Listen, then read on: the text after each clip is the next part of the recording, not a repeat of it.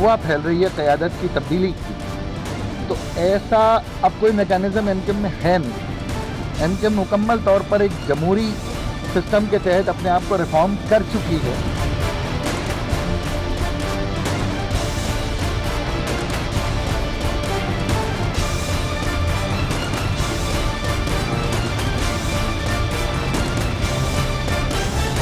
पहले आमरीत के दौर के लोग थे, आज अल्ताफ हुसैन के दौर का खात्मा हो गया। आज पाकिस्तान को ना मानने वालों के दौर का खात्मा हुआ। दहशतगर्दों से सिंध के जो आखिरी अल्ताफ हुसैन का नॉमिनी था वो आज नहीं है। आज नवाज शरीफ का नॉमिनी, आज आपका नॉमिनी है।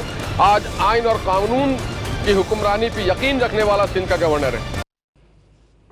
बिस्मिल्लाहिर्रहमानिर्रहीम, अस्सलाम वालेकुम नाज़रीन, आप देख रहे हैं 92@8 विद सादिया अफसाल। नाज़रीन, आज के दिन की पाकिस्तान की सियासत की डेवलपमेंट्स की बात करें तो जिस तरीके से पाकिस्तान तहरीक इंसाफ पैनमा लीक्स के मामले पे सुप्रीम कोर्ट में गई है, उसी तरीके से न्यूज़ गेट का जो मामला है, जो डॉन लीक्स है, जो खबर एक हमारे सामने आई, उस पर भी सुप्रीम कोर्ट में पाकिस्तान तहरीक इंसाफ ने जाने का फैसला कर लिया है। दूसरी जानिब अगर हम बात करें तो तुर्की के सदर जो हैं वो यहाँ पहुँचे हैं 2 रोज़ा दौरे पर, और वज़ीर आज़म ने उनका इस्तकबाल भी किया है। और तुर्की के सदर जो हैं कल पार्लियामेंट के मुश्तरका इजलास से खिताब करने जा रहे हैं, और जिस इजलास का पाकिस्तान तहरीक इंसाफ बॉयकॉट कर चुकी है। इमरान खान साहब ने एक बार फिर से कल कहा था कि वो अपने इस फैसले पर कायम हैं। दूसरी जानिब आज इलेक्शन कमीशन ऑफ पाकिस्तान में जहांगीर खान तरीन और इमरान खान साहब के जो नाअहली रेफरेंस था उसकी समाअत भी हुई, और इलेक्शन कमीशन ऑफ पाकिस्तान ने 22 तारीख को इमरान खान साहब से जवाब भी तलब कर लिया है। आज पाकिस्तान के सबसे बड़े शहर कराची के हवाले से भी एक बहुत बड़ी डेवलपमेंट हमारे सामने आई कि वो मेयर जो कि 4 महीने से जेल के अंदर थे, उन्हें बिलाखिर रिहाई मिल गई है। 39 केसेस थे और मुख्तलिफ जो ये केसेस थे कराची के मुख्तलिफ थानों में दर्ज हुए थे। 38 केसेस में तो पहले ही उन्हें रिहाई मिल चुकी थी 12 नवंबर को, और एक जो केस रह गया था उसमें भी आज वो रिहा हो गए हैं। और एक बार फिर से उन्होंने कहा है कि अब कराची के अवाम की और कराची की खिदमत का आगाज़ किया जाएगा। और कुछ खबरें जो कराची की मुख्तलिफ जमातों के हवाले से गर्दिश कर रही थी, क्योंकि पाक सरजमीन के हवाले से भी ये बात हमारे सामने आई कि उनके कुछ लोग भी दुबई यात्रा पर गए, और ख़ासकर मुत्तहिदा कौमी मूवमेंट पाकिस्तान के हवाले से ये बात हमारे सामने आई कि मुशर्रफ साहब से वहाँ जाके मुलाकातें भी की हैं।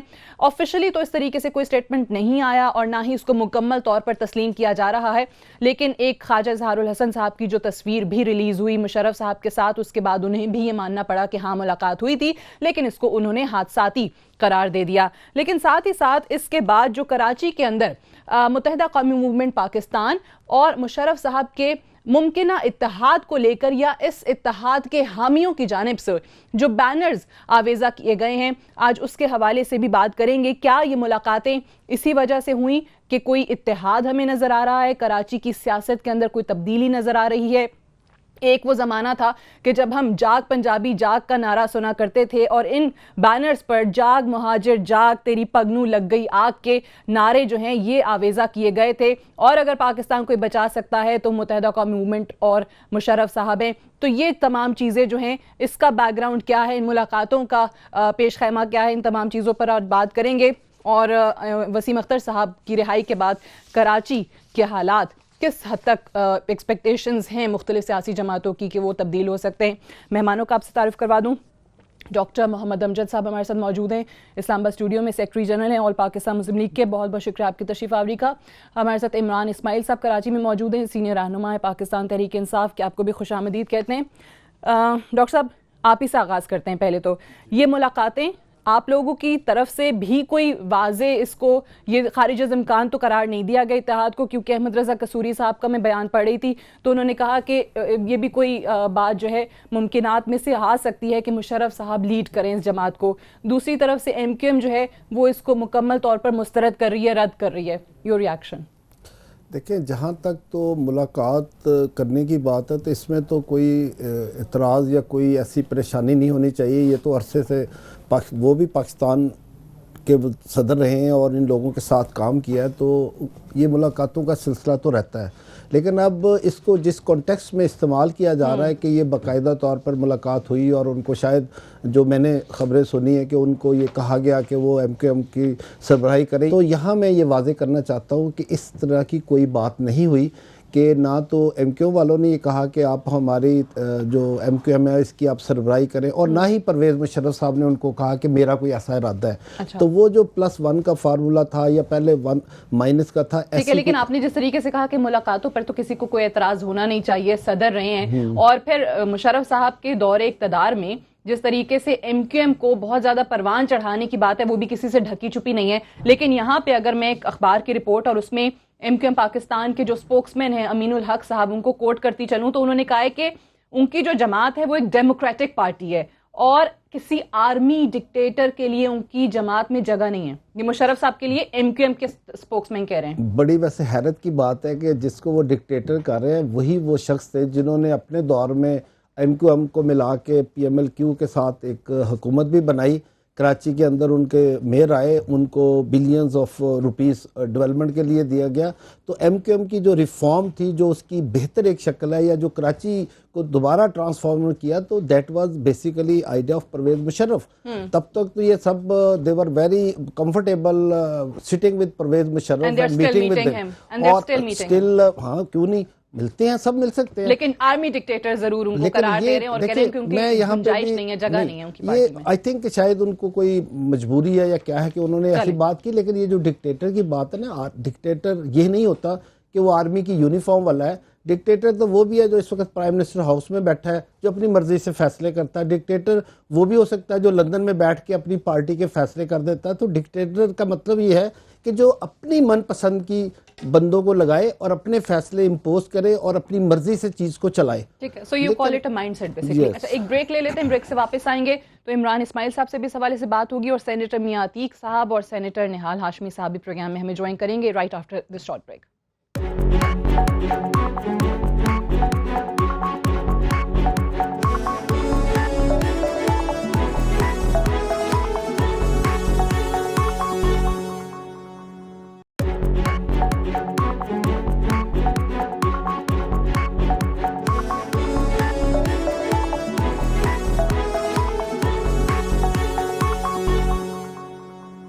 जी वेलकम बैक। प्रोग्राम में एक बार फिर से खुशामदीद। इमरान इस्माइल साहब की जानिब भी जाएंगे, लेकिन ये जो अभी हम डिस्कशन कर रहे थे कि कराची के अंदर एक बार फिर से कराची की सियासत में कुछ मुमकिना इत्तेहाद की बातें हो रही हैं, तो उसी हवाले से एक सवाल भी है आप लोगों के लिए जिसका जवाब आप लोग ट्विटर पे दे सकते हैं। और आज का जो पोल है वो ये है कि क्या परवेज़ मुशर्रफ की छतरी तले MQM पाकिस्तान और PSP एक हो सकती हैं, हाँ या नहीं। ये दो ऑप्शंस आपके पास मौजूद हैं। आप अपनी राय का इजहार कर सकते हैं ट्विटर पे जो हमारा ऑफिशियल पेज है उस पे, और इस पोल का जो जवाब आएगा वो हम प्रोग्राम के आखिर में आपको बताएंगे। इमरान इस्माइल साहब, इस पे बात करने से पहले जो आज आपके शहर की सबसे बड़ी डेवलपमेंट है कि 4 महीने के बाद कराची का मेयर 39 केसेस से उनको बेल मिलती है, उनकी रिहाई जो है सामने आई है। कराची की खिदमत करने का, कराची की आवाम की खिदमत करने के वो अज़्म का इजहार कर रहे हैं। तो ये कानून की बालादस्ती है या कुछ और हुआ है? ये 4 महीने से जो MQM पाकिस्तान चीख रही थी कि जी मेयर है, इस तरीके से आप नहीं रख सकते जेल में, ये आप समझते हैं कि सही डिसीजन हुआ या फिर उनके साथ ज्यादती की गई, 4 महीने उन्हें जेल में रखा गया? नहीं, मैं तो सबसे पहले तो ये कहूँगा कि बड़ा खुशाइन अमल है कि कराची का इलेक्टेड मेयर आज कोर्ट से बेल करा के वो आया है और KMC में कल से बैठेगा, और शायद कराची के लिए आने वाले वक्त में खुशखबरी भी ये देगा कि कम से कम कचरा उठना शुरू हो जाएगा, लाइनों में पानी ठीक होगा, गटर जो उबल रहे हैं वो बंद होंगे और कराची किसी तरक्की की तरफ चीज़ें देखना शुरू करेगा। हमें तो अभी तो बहुत दूर कराची को निकल जाना चाहिए था कि LED लाइटिंग्स कराची के अंदर होनी चाहिए थी, स्ट्रीट के ऊपर, कराची के अंदर फ्लाईओवर्स, ब्रिजेस, अंडरपास, ये सब बनने चाहिए थे, जिससे कराची महरूम रहा। मैं समझता हूँ मुस्तफ़ा कमाल के दौर के बाद कराची इस चीज़ से महरूम रहा। मुस्तफ़ा कमाल का क्रेडिट कि उन्होंने कराची को उठाया था, कराची में बहुत अच्छा काम उन्होंने किया था, उससे कोई ले नहीं सकता। हमारी पर्सनल या सियासी वाबस्तगी या दुश्मनी या नज़रियाती इख्तिलाफात हो सकते हैं, लेकिन मुस्तफ़ा कमाल ने बड़ा ज़बरदस्त काम किया था, उससे कोई दो राय नहीं हो सकती। और मुझे उम्मीद है कि वसीम अख्तर मुस्तफ़ा कमाल के काम को कम्पीट ज़रूर करेंगे और उसे बीट करने की कोशिश करेंगे और कराची को मज़ीद आगे ले जाएंगे। कराची हमारा आपका शहर है, हम इसके लिए दुआगो हैं और जहाँ हमारी ज़रूरत पड़ेगी हम उसके लिए साथ भी खड़े होंगे। इमरान साहब ये बताइएगा कि जहाँ तक आपने बात की शहर के अंदर जो कुछ बैनर्स नजर आ रहे हैं, एक ज़माना था PMLN की तरफ से पंजाब में कहा जाता था जाग पंजाबी जाग तेरी पगनू लग गया दाग, अब यही कहा जा रहा है मुहाजिर के बारे में कि तेरी पगनू लग गई आग। तो ये क्या मुराद ली जाए, ये किसको मुखातिब किया जा रहा है या क्या मकसद हासिल करने की कोशिश की जा रही है? महाजरों की पग नहीं होती निशानी जी, उनकी और चीज होती है वो उसको। और बैनर्स पे यही लिखा हुआ है। मैं आपसे ये कह रहा हूँ कि अच्छा मैंने देखा नहीं, मैंने सिर्फ ये देखा जाग महाजर जाग देखा, नीचे मैंने देखा है ये बैनर्स पे नारे दर्ज हैं। अच्छा तो जाहिर है कि किसी महाजर ने डिजाइन नहीं किया होगा उसको, वरना वो पंजाबी में ये नारा ना लिखता। ओके लेकिन एक चीज है कि समथिंग इज कुकिंग। मैं ये नहीं कह सकता कि पीएसपी और एमक्यूएम का इलाक होने जा रहा है। क्या मुशर्रफ साहब जो हैं वो एमक्यूएम को हेड करने आ रहे हैं, एमक्यूएम को ज्वाइन करेंगे, या वो पीएसपी को हेड करेंगे ज्वाइन करने के बाद, या उसके को प्रेसिडेंट का भी नाम सुनने में आ रहा है। बट समथिंग इज कुकिंग, कुछ ना कुछ हांडी ज़रूर पक रही है। अगर ये हलीम नहीं पक रही तो खिचड़ी पक रही होगी, लेकिन कुछ पक ज़रूर रहा है, जिसकी खुशबुएँ, जिसकी स्मेल अब फ़ज़ा में है और सब इसको स्मेल करते फिर रहे हैं, media, including media and political parties and Karachi के रेजिडेंट्स। और बिल्कुल एक ऐसा लग रहा है कि कराची में लीडरशिप का खला है और उसको पुर करने के लिए बहुत सारे लोग सोच रहे हैं, बहुत सारे रवाबित हैं, राब्ते हो रहे हैं, जिसके अंदर कोई हर्ज नहीं होता है। जमातें एक दूसरे से राब्ते भी करती हैं, दूसरों की तरफ देखती भी हैं। लेकिन जो आपने मुझसे पहले सवाल किया था ना कि वसीम का अरेस्ट होना सही था या उसका रिलीज़ होना ठीक है, मैं समझता हूँ कि देखें, वसीम के ऊपर जो मुकदमात हैं वो तो उनको फेस करने चाहिए। कई मुकदमात ऐसे भी हैं जो विच आर वेरी फनी, जिसके ऊपर आदमी सिर्फ मुस्कुरा ही सकता है देख के, उसके पीछे इंटेंशन भी नजर आती है। लेकिन वसीम को अपने मुकदमात फेस करने पड़ेंगे, साथ ही उसको कराची के अंदर काम करना पड़ेगा। और जो चीज़ अब हम देख रहे हैं, लोग कह रहे हैं कि जी इनके मामला कुछ सेट, जिसको कहते हैं ना पट्टी फिटिंग हो गई है फेडरल गवर्नमेंट के साथ, और अगर उसके नतीजे में वसीम का रिलीज है तो बहुत बुरा है। और अगर वसीम का जेन्युइनली रिलीज हुआ है और बेल के साथ बाहर आया है और वो अपने सारे मुकदमात को फेस करने के बाद आया है, जेन्युइन काम हुआ, तो ठीक है। यानी ये भी एक राय, केस हो मेरे ऊपर, आपके ये भी एक मौक़िफ़ अपनी जगह मौजूद है कि अगर गवर्नमेंट के साथ कोई मामला तय पा गए हैं, उसके नतीजे में हुआ है, या फिर वाक़यातन कानून की बालादस्ती हमें नजर आई है। इफ्तिखार आलम साहब हमारे साथ मौजूद हैं, अगर तय पाने के नतीजे में अगर होता है ना, ज़मीन का इस पर क्या मौक़िफ़ है वो भी जानते हैं। इफ्तिखार आलम साहब, अस्सलाम वालेकुम। जी वालेकुम अस्सलाम। इफ्तिखार साहब, क्या कहेंगे, आज आपके शहर का, कराची का मेयर 4 महीने जेल में रहने के बाद 39 केसों से बरी हो जाते हैं, रिहा हो गए हैं, तो ये वाकई कानून की बालादस्ती है जैसे कि एमक्यूएम आज ये क्लेम करती नजर आ रही है? देखिए जी, बिल्कुल हम कानून की बालादस्ती पे यकीन रखते हैं और जो मेयर साहब आए हैं उनसे यही उम्मीद रखते हैं कि वो अब कुछ डिलीवर करके दिखाएंगे, खाली खोखले नारे ही नहीं होंगे। शहर जो कि कचरा कुंडी का नमूना पेश कर रहे हैं, जगह जगह कचरे के ढेर नजर आ रहे हैं, तो अब खाली जबानी खर्च नहीं होगा, अमली तौर पे भी उन्होंने कुछ करके दिखाना है। इससे पहले तो एमक्यूएम ने कोई हड़तालें नहीं करी कचरे के हवाले से और कराची की डेवलपमेंट के हवाले से, तो अब देखते हैं कि ये जो मुजाहरे इनके वो करते हैं या किस तरह से चीजों को चलाएंगे। असल चीज ये है कि ग्राउंड पे कराची शहर जो कि कचरे का ढेर बना हुआ है, वहाँ पे सफाई सुथराई का इंतजाम हो और ये अब कोई डिलीवर करके दिखाएं चीजों को। और जिस तरह जब ये उसमें नहीं आए थे बल्दियाती, उसके अंदर तो इन्होंने हफ्ता सफाई भी बनाई थी जो कि सिर्फ फोटो शूट्स तक ही महदूद होकर रह गई थी। अब जबकि इनके पास इख्तियारात मौजूद हैं और कानूनी तौर पे शहर के मेयर हैं, तो अब कोई इस तरह की ये चलाएं, अब तो हफ्ते की जरूरत ही नहीं है, अब तो इनके पास एक मैंडेट मौजूद है, तो ये बिल्कुल शहर को साफ करें और डिलीवर करें कुछ। अब ठीक, इफ्तिखार साहब ये भी फरमाइएगा, जिस तरह अभी इमरान इस्माइल साहब हमारे साथ मौजूद हैं और ये कराची के अंदर बैनर्स लग रहे हैं, जाग मुहाजिर जाग, और मुख्तलिफ मुलाकातें जो दुबई में हुई उनका तस्करा आ रहा है, एक आधी तस्वीर भी हमारे सामने आ गई। इमरान साहब ने कहा समथिंग इज कुकिंग, कुछ ना कुछ तो जरूर हो रहा है। तो ये क्या हो रहा है कराची की सियासत में, क्या करने की कोशिश की जा रही है? इमरान भाई ने जो कहा है कि कोई ना कोई चीज कुकिंग हो रही है यहाँ पे, तो ये उनसे पूछे जो ये तमाम चीजें तैयार कर रहे हैं। हमारा तो इस पूरे एपिसोड से कोई ताल्लुक नहीं है। अच्छा, आपकी नजर में कौन तैयार कर रहा है? चले ये बता दें, let's put it this way, कौन तैयार कर रहा है, कौन है इनके पीछे? जो लोग मिल रहे हैं वही लोग तैयार कर रहे होंगे। हम तो बिल्कुल, हमारी इंडिपेंडेंट पार्टी है, we are not the part of it, हम इसका कोई पार्ट नहीं है। हमारा अपना मैंडेट है, हमारा अपना मंशूर है, अपना उसके साथ हम आवाम के अंदर गए हैं और अपनी पॉलिटिक्स हम अपनी कर रहे हैं मुस्तफा कमाल भाई की क़यादत के अंदर। सही है। एमक्यूएम पाकिस्तान के लोग तो चले मुशर्रफ साहब से मिल ही रहे हैं, चाहे वो उसको ऑफिशियली माने ना माने। कुछ तस्वीर के बाद कहा गया कि हाँ जी हादसाती तौर पर मुलाकात हो गई। क्या पाक सरजमीन के भी चांसेस हैं, वहां पर भी कोई +1 फॉर्मूला मुशर्रफ साहब को लेकर है ज़ेरे गौर? नहीं जी, बिल्कुल कैटेगोरिकली मैं आपको बताता हूँ कि मुस्तफ़ा कमाल भाई हमारे चेयरमैन, हमारे लीडर हैं, अनीस कायम खानी भाई हमारे सदर हैं।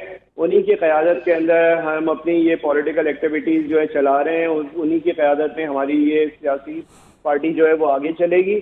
और जो लोग मिल रहे हैं उनकी तस्वीर आई हैं, एमकेएम के लोग हैं, उनके डिप्टी पार्लिमानी लीडर, उनसे जाके मिले तो शायद उनको किसी कायद की तलाश है, हमें नहीं तलाश है किसी कायद की, लीडर की। ठीक है, बहुत शुक्रिया। इफ्तिखार आलम साहब ने तो दो टोक अल्फाज में कहा कि हमें किसी लीडर की तलाश नहीं है, मुस्तफ़ा कमाल साहब हमारे लीडर हैं। डॉक्टर साहब, ये चल क्या रहा है? जो लोग एमकेएम पाकिस्तान के मुशर्रफ साहब से मुलाकात कर रहे हैं, और ख़ासकर जो रज़ा रब्बानी साहब का एक बयान आया है कि मुशर्रफ साहब की सियासत में री एंट्री जो है वो मुख्तलिफ हमारे मुल्क के सियासतदानों के लिए आखिरी दिन होगा।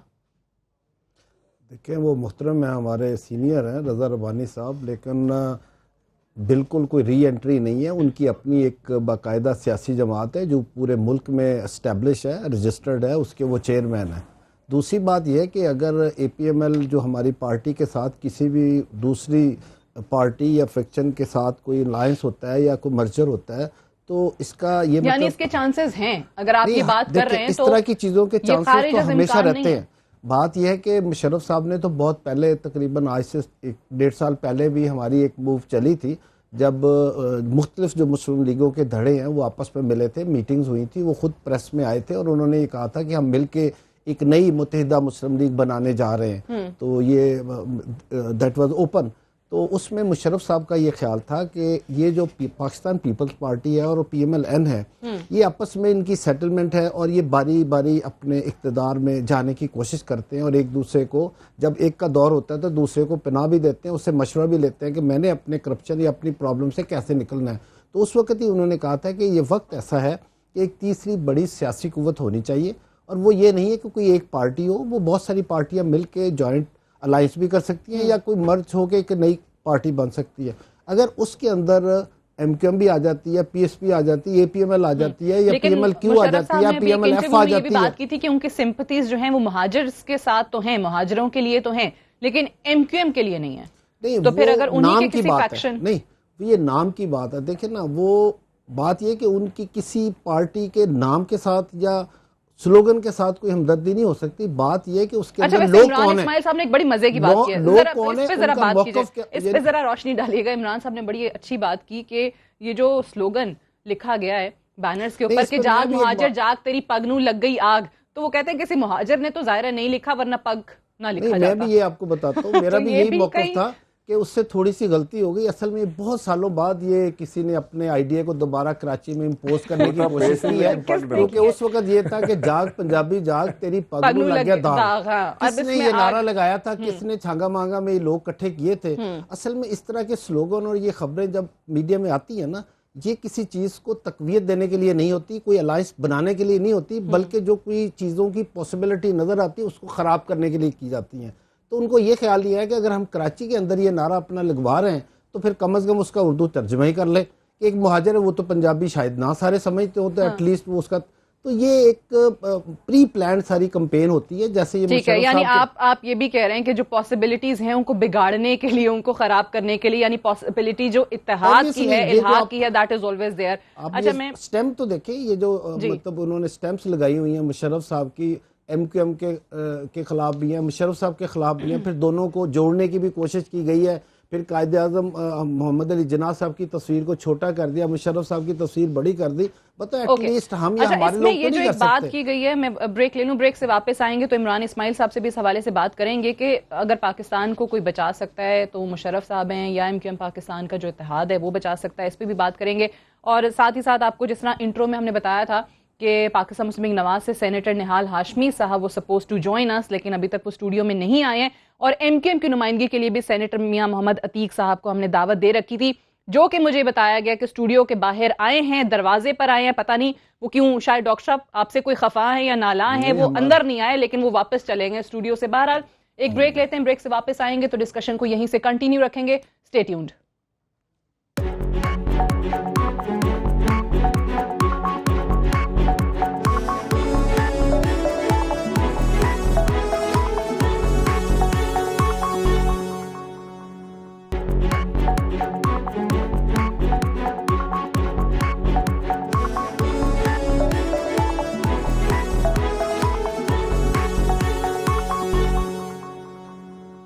Welcome back. प्रोग्राम में एक बार फिर से खुशामदी। जैसे आपको ब्रेक पे जाने से पहले बता रहे थे कि मियां मोहम्मद अतीक साहब भी स्टूडियो के बाहर तो आए हैं, लेकिन डॉक्टर साहब आपने क्या नाराज किया हुआ है? कोई नाराजगी चल रही है? वो आपको देख के बाहर से ही चले गए, वापस स्टूडियो नहीं आए? एज ए अतीक तो वो हमारे बहुत अच्छे दोस्त हैं, रावलपिंडी चैम्बर ऑफ कॉमर्स में हमारे साथ बैठते हैं और अच्छा एक ताल्लुक तो यहाँ नहीं बैठे तो शायद वो कुछ ये जो रिसेंट डेवलपमेंट है और जिसमें परवेज मुशर्रफ साहब की आमद है, शायद उस वजह से कुछ परवेज मुशर्रफ साहब की आमद है। वो तो कहते हैं कि जब तक मेरे पे केसेस खत्म नहीं होंगे तब तक मैं नहीं आऊंगा। नहीं देखे, बड़ा ये नहीं कहा कि मेरे पे खत्म नहीं होते, उन्होंने बिल्कुल ये नहीं कहा। जी इमरान साहब, मैं कह रहा हूँ बड़ा स्वीपिंग स्टेटमेंट दिया है कि क्योंकि शायद परवेज मुशर्रफ की आमद है इसलिए मियां अतीक घबरा के चले गए। तो अगर परवेज मुशर्रफ साहब एमकेएम ज्वाइन ही नहीं कर रहे या उसके सरबराह नहीं बन रहे तो मियां अतीक क्यों घबरा के चले गए?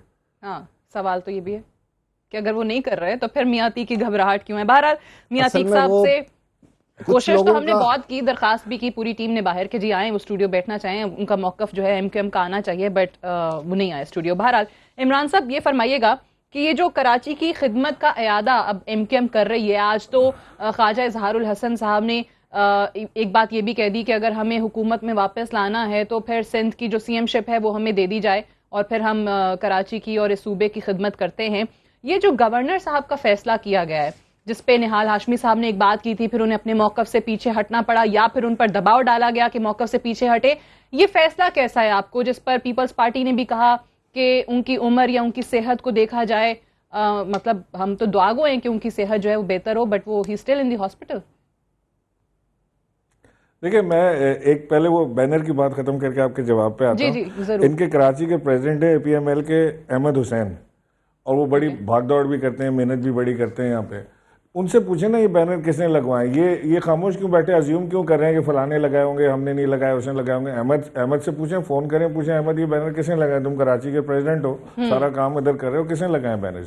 अच्छा, अब हम अगर गवर्नर की तरफ आए तो गवर्नर की अपॉइंटमेंट जो है ना, ये बड़ी मैं समझता हूँ ज्यादती है सिंध के साथ। ज्यादती इसलिए है कि उन्होंने एक 90 साल के आदमी को गवर्नर बनाया है, उनके साथ भी ज्यादती है गवर्नर के साथ, वो बेचारे काम नहीं कर पाएंगे, जाहिर है अपनी सेहत की उनकी वजूहत है। मेरा एक सवाल बनता है PMLN से, अगर यहाँ निहाल साहब बैठे हैं तो उनसे जवाब लें। निहाल हाशमी साहब ने आना था लेकिन अभी तक वो नहीं पहुंचे स्टूडियो। ये सारे बायकॉट ही कर रहे हैं आज, अल्लाह पता नहीं इमरान साहब आपकी वजह से या डॉक्टर अब आप आइंदा मुझे सोच समझ के बुलाइएगा। नहीं, हमारी वजह नहीं, उस टॉपिक की वजह। टॉपिक की वजह? अच्छा, डॉक्टर साहब कहते हैं टॉपिक की वजह से भाग रहे हैं। चले जी इमरान साहब। मुमकिन है। अच्छा, जो गवर्नर साहब का ये कि क्या मेरा सवाल PMLN से बनता है कि क्या वो 90 साल के आदमी को या इस मेडिकल कंडीशन के आदमी को नवाज शरीफ साहब अपनी किसी शुगर मिल में या स्टील मिल में जनरल मैनेजर का ओहदा देंगे?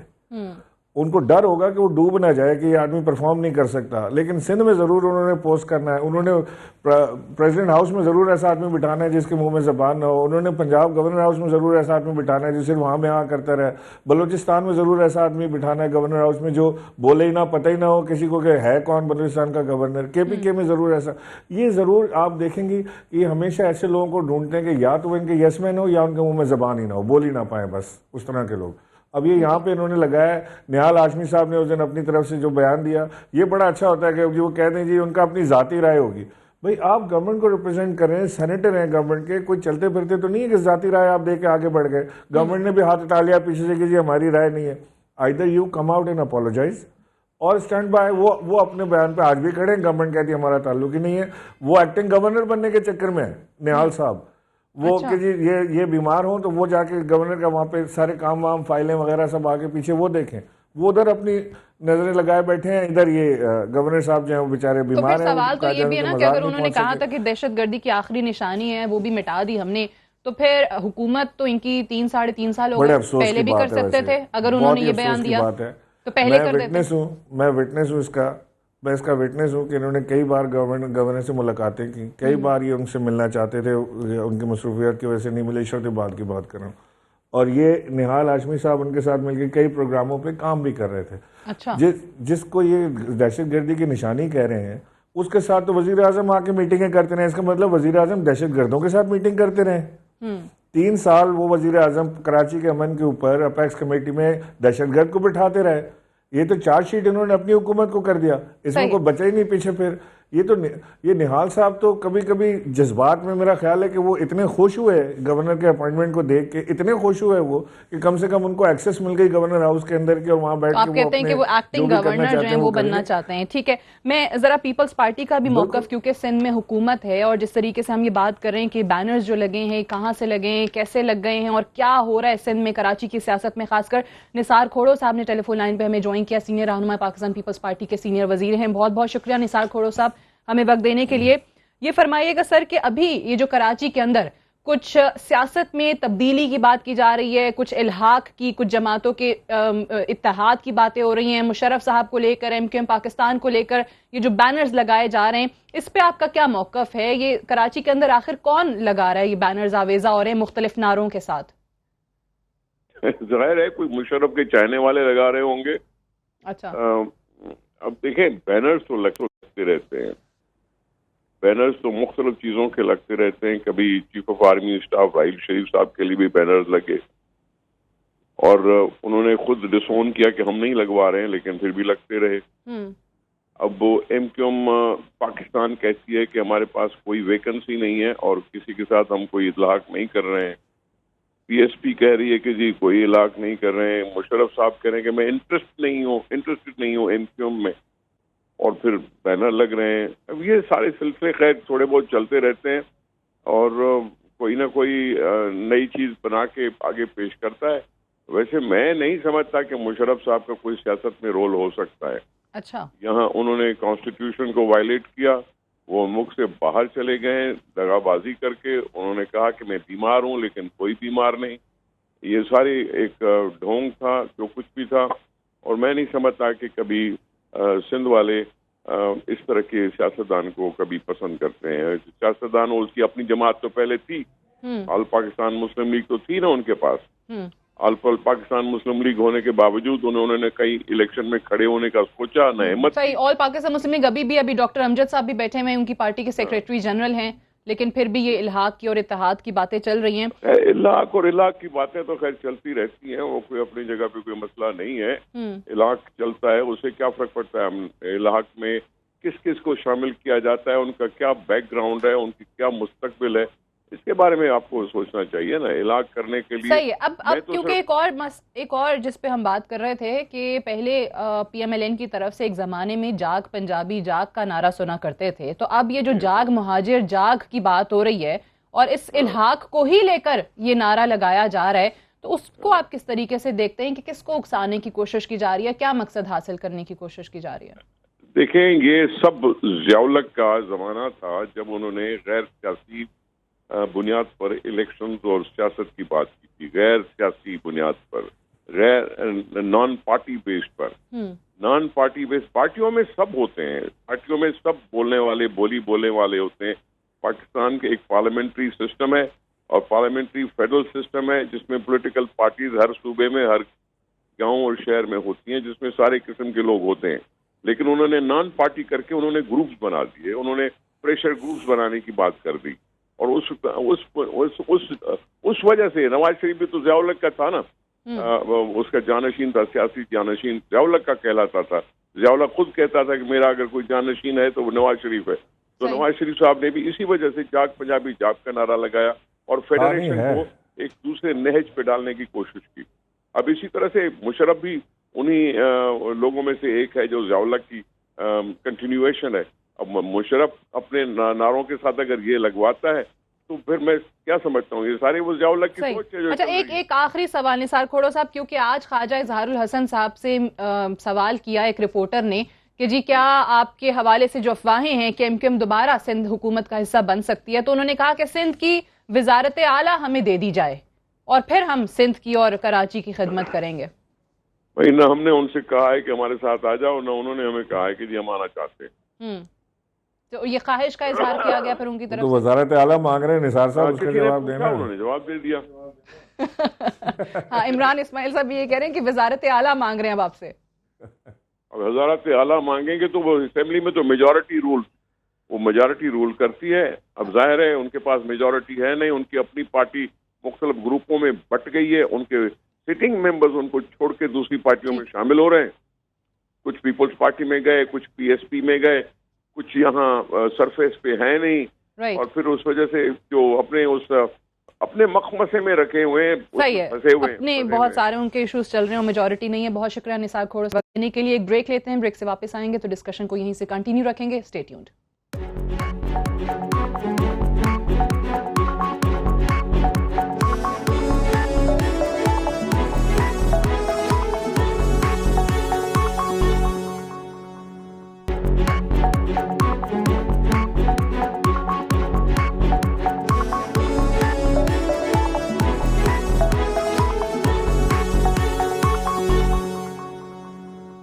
जी वेलकम बैक प्रोग्राम में एक बार फिर से खुशामदीद। ब्रेक पे जाने से पहले जो हम बात कर रहे थे कि कराची के अंदर दो जमातों के इल्हाक को लेकर, मुमकिना इल्हाक को लेकर जो कुछ नारे दर्ज किए जा रहे हैं कि जाग मुहाजिर जाग तेरी पगनू लग गई आग। अभी इमरान इस्माइल साहब कह रहे थे कि किसी मुहाजिर ने तो लगता है कि ये टर्म कॉइन नहीं किया है, वरना पग का इस्तेमाल नहीं होता। बहुत सारे लोग ये समझेंगे भी नहीं, लेकिन जिस तरीके से मियां मोहम्मद नवाज शरीफ साहब के हवाले से बात हुई कि उनकी जानिब से ये जो नारा लगा था कि जाग पंजाबी जाग, दर हकीकत ये नारा जाग पंजाबी जाग तेरी पगनू लग गया दाग उनके लिए एक उर्दू स्पीकिंग शख्स ने, हुसैन हक्कानी साहब ने कॉइन की थी ये टर्म, जो मुख्तलिफ अखबारात में उस ज़माने में इश्तेहारात दिए जाते थे जब वो इलेक्शन जो है पंजाब में हार गए थे, पाकिस्तान पीपल्स पार्टी वहां से जीती थी, and Husain Haqqani was then serving Mian Nawaz Sharif साहब इन पंजाब। आप रिस्पॉन्ड करना चाह रहे थे डॉक्टर साहब, निसार खोड़ो साहब ने जो बातें की हैं?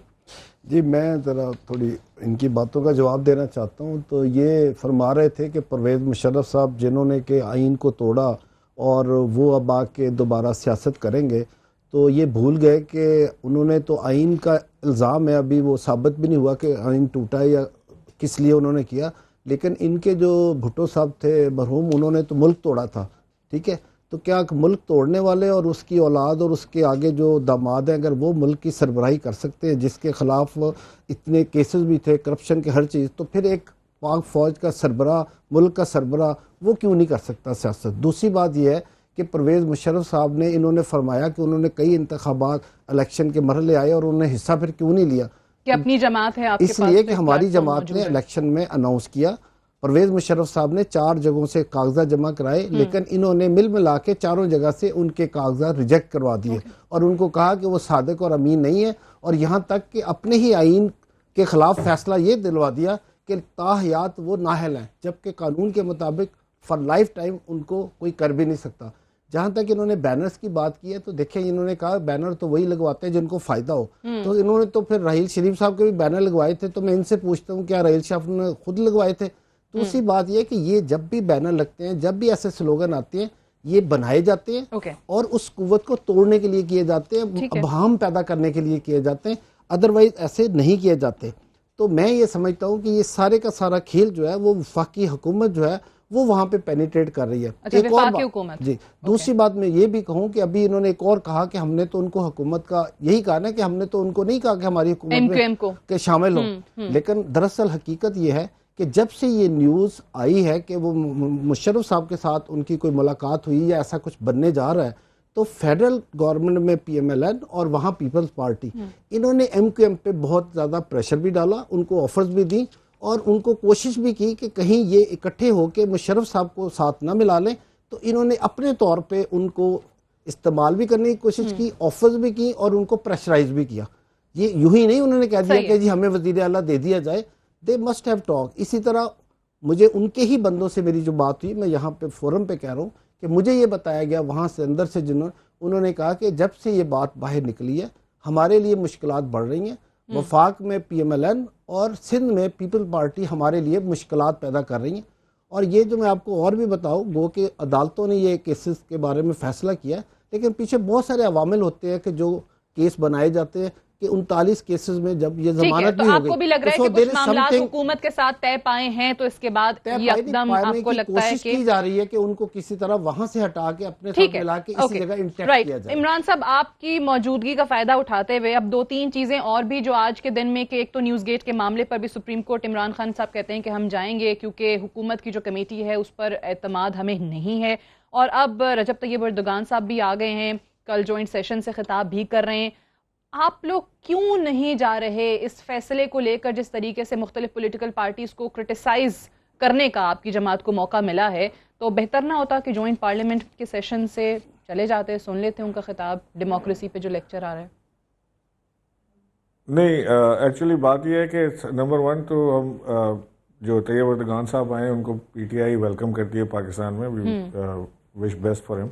लेकिन इशू ये है कि नवाज शरीफ हर बार अपनी चोरी छुपाने के लिए एक जॉइंट सेशन का कोई ना कोई बहाना करते हैं, और वो हम उनको बहाना नहीं अब देना चाहते। हम उनके साथ नहीं बैठेंगे जब तक इनका एहतसाब नहीं होता, इनकी तलाशी नहीं होती, हम नहीं इनके साथ बैठेंगे। नंबर टू ये कि तैयब रजब अर्दगान जो है वो पंजाब के दौरे पे आए हैं, वो पाकिस्तान के दौरे पे तो नहीं आए, क्योंकि इस्लामाबाद एयरपोर्ट पे मैंने तो सिर्फ पंजाब के चीफ मिनिस्टर को देखा। मुझे बताएं कि क्या पाकिस्तान में एक ही चीफ मिनिस्टर है पंजाब में? सिंध में चीफ मिनिस्टर नहीं है, केपीके में नहीं है, बलूचिस्तान में नहीं है। ये हकीकत क्या बात होती है कि वो आएंगे, चीफ मिनिस्टर सिंध पंजाब का उनको रिसीव करेगा, और उसके बाद अव्वल तो ये जिसने बुलाया सदर पाकिस्तान की दावत पे जिन पे वो आए वो तो घर बैठे रहे।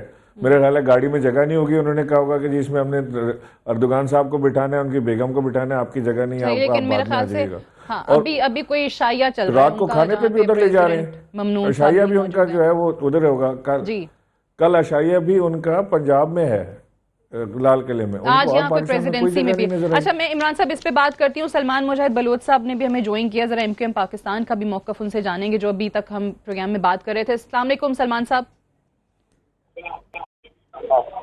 सलमान मुजाहिद बलोच साहब, आपको आवाज आ रही है? जी आ रही है। अच्छा सलमान साहब, ये फरमाइएगा कि अभी हम कराची की सियासत के हवाले से बात कर रहे थे। 39 केसों में कराची के मेयर को रिहाई तो मिल गई, उनकी जमानत जो है वो मंजूर हो गई, अब वो कह रहे हैं कराची की खिदमत भी करेंगे। ये जो मुमकिना इत्तेहाद की बात हो रही है, मुशर्रफ साहब से मुलाकातें भी आपके रहनुमा कर रहे हैं, तो क्या वाकई कोई मामला तय पा रहे हैं? मेरे ख्याल में सबसे पहले तो मैं आपके तवज्जो से पूरी कौम को मुबारकबाद देना चाहूँ, हमारे वोटर को, सपोर्टर को, कारकुनान को और महाजर को, कराची के शहरियों को, कि उनका मुंतखब मेयर आज आज़ाद हो गया। और जैसे हमने कहा था कि हमें पाकिस्तान की अदालतों पे भरोसा है, अदालतों ने आज हमें रिलीफ दिया, कि आर्जी रिलीफ है लेकिन दे दिया। और जहाँ तक वसीम अख्तर साहब की बात है, वो मुंतखब मेयर है, आगे बार तो अब जिस तरह से वो अपना विजन रखते हैं, वो खिदमत करना चाहेंगे लोगों की, शहर की, तो सिंध हुकूमत से मुतालबा करेंगे कि उनको वसाइल भी दें और फंड भी दें। जहाँ तक मुशर्रफ साहब की बात है, तो शायद वो मुशर्रफ साहब भी डिनाई कर चुके, मेरी कोई मुलाकात नहीं हुई, और हमारे लीडरान ने भी कह दिया कि जी हम भी नहीं मिले। तो मैं समझता हूँ बात यहाँ खत्म हो जानी चाहिए। मुलाकात की तो वो ख्वाजा साहब की तो तस्वीरें भी आ गई ना सामने, मुलाकात तो मुशर्रफ साहब ने कह दिया ना जी, मैं गुजर रहा था, ख्वाजा साहब साथ मिल गए, तस्वीर खींचवा ली, बात खत्म। नहीं, उनकी पार्टी के सेक्रेटरी जनरल साहब बैठे हुए हैं और वो बताएंगे मुलाकातें हुई हैं, डॉक्टर अमजद साहब मौजूद हैं, इन्होंने तो डिनाई नहीं किया उन खबरों को, मेरे इल्म में नहीं है। सादिया तो भी ये ख्वाजा बता सकते हैं, ख्वाजा से पूछती थी, मेरे इल्म में, आपके इल्म में नहीं है। तो आप क्या समझते हैं कि ये जो इस वक्त उनकी अपनी पार्टी होने के बावजूद ये जो खबरें गर्दिश कर रही हैं, कुछ इसके पीछे बैकग्राउंड है या कुछ कुव्वतें चाह रही हैं कि मुशर्रफ साहब लीड करें एमक्यूएम पाकिस्तान को? कल भी मुशर्रफ साहब ने कहा कि जी मैं एमक्यूएम को पसंद नहीं करता, मैं महाजिरों का इत्तेहाद चाहता हूँ। ठीक है, बस हम तो अब फारूक भाई ने भी कल कह दिया कि ना की बात कर रहे थे, किसी को लेने की जरूरत है। मुशर्रफ साहब को चाहिए, मेरा मशवरा है कि बाहर बैठे, तो जब तक कोई मामला सेटल नहीं होता तो मुल्क ना आए। पहले भी हमने मशवरा दिया था, आ गए थे, फंस गए थे। अच्छा चलें, बहुत शुक्रिया। सलमान मुजाहिद तो कह रहे हैं कि जी मुशर्रफ साहब कहते हैं कि वो एमक्यूएम को पसंद नहीं करते, और फारूक सत्तार साहब भी इन खबरों को जो है वो डिनाई कर चुके हैं। बहरहाल ये खबरें अपनी जगह पर मौजूद हैं। लास्ट वर्ड अगर इस पर आप कहना चाहें, क्योंकि टाइम भी हमारे पास मुख्तसर रह गया। देखिए, बात यह कि परवेज़ मुशर्रफ साहब का जो मौक़िफ़ है वो ये है कि वो किसी पार्टी को ना टेक ओवर करना चाहते हैं, ना उसमें जाना चाहते हैं। ठीक है, बात ये कि एक वसी तर मफाद में, एक कौमी मफाद में, सर वैसे ऐसे फैसले हमेशा कौम के और मुल्क के वसी तर मफाद नहीं होते। अगर कौम और मुल्क के मफाद में अगर कोई बड़ी सियासी कुव्वत बनती है, अगर सियासी कुव्वत कोई बनती है, तो उसके अंदर अगर एमक्यूएम आ जाती है, पीएसपी आ जाती है, केपीएमएल आ जाती है, पीएमएलएफ आ जाती है, कोई भी आ जाती है। बहुत शुक्रिया डॉक्टर अमजद साहब, इमरान इस्माइल साहब का, और निहाल हाशमी साहब ने कमिटमेंट के बावजूद प्रोग्राम में हमें ज्वाइन नहीं किया, और इसी तरीके से सेनेटर मियां अतीक साहब भी आए लेकिन स्टूडियो तशरीफ नहीं लाए। बहरहाल उनका भी शुक्रिया अदा करेंगे। आखिर में जो पोल था, जो आज का हमारा सवाल था कि क्या परवेज मुशर्रफ साहब की छतरी तले एमक्यूएम पाकिस्तान और पीएसपी एक हो सकती हैं, हाँ या नहीं, दो ऑप्शन से, तो उसका रिजल्ट ये हमारे सामने आया कि 43% लोग कहते हैं कि हाँ, और 57% 57% लोगों ने कहा है कि नहीं, ऐसा नहीं हो सकता है। That's all for tomorrow. इंशाल्लाह इजाजत दीजिए, खुदा हाफिज।